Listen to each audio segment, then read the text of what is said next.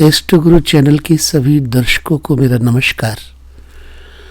कहते हैं जिंदगी में स्त्री और पुरुष इन दो के कारण ही संसार चक्र घूमता है और पिछले कई जन्मों से स्त्री और पुरुषों का साथ होता आया है। कई जन्मों तक पिछले जन्म का ही साथी जीवन में साथ देता है, परंतु कई बार क्या होता है कि पिछले कुछ ऐसे कर्मों के कारण एक ऐसा योग बनकर तैयार हो जाता है स्त्रियों की कुंडली में, जिसको वैधव्य योग बोलते हैं। मानस में लिखा है कि जिय बिन देह नदी बिन वारी, तैसे नाथ पुरुष बिन नारी। यानी कि जैसे शरीर बिना प्राण के व्यर्थ है, नदी में अगर जल नहीं है तो नदी बेकार है। ऐसे ही यदि स्त्री के जीवन में पुरुष का सुख नहीं है तो स्त्री का जीवन व्यर्थ कहा जाता है।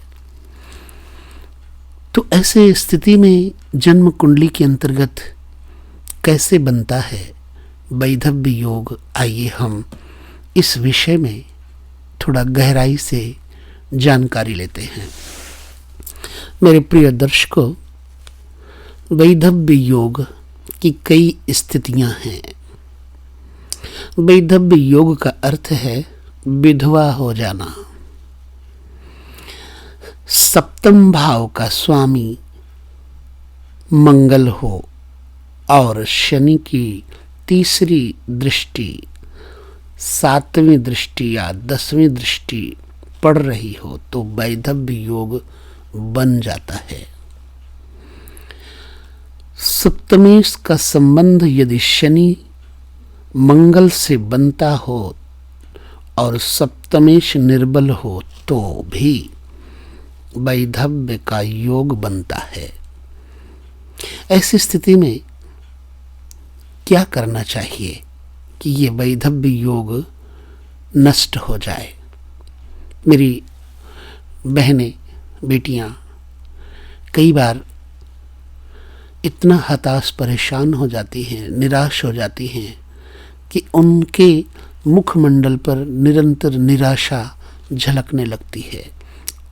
और सत्य तो ये है कि विवाह का एक सही समय होता है।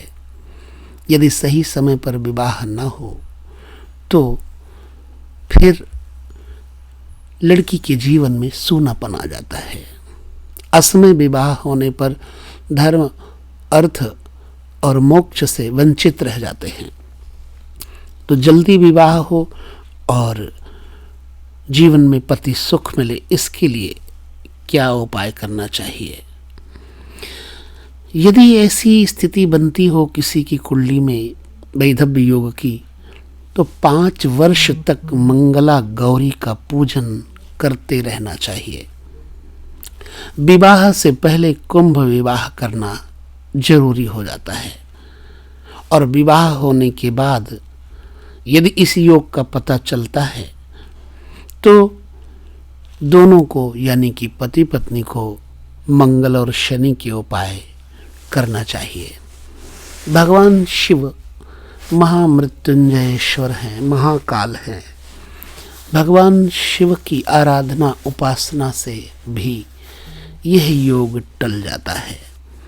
सदैव भगवती गौरी की उपासना गौरी चालीसा के साथ करना चाहिए और सुहागिन स्त्रियों का और बड़े बुजुर्ग महिलाओं का आशीर्वाद लेते रहना चाहिए जिसकी कुंडली में वैधव्य योग हो। तो कैसा लगा ये विषय जन्म कुंडली के ऊपर, हमें आप जरूर लिखें। और आपकी कुंडली में कोई ऐसा योग बन तो नहीं रहा, ईश्वर करे ना बनता हो, परंतु यदि बनता है तो उसका उपाय निश्चित ही करना चाहिए आपको। ठीक है, हम किसी और विषय पर पुनः मिलेंगे, आप सभी के साथ चर्चा करेंगे किसी अन्य योग पर।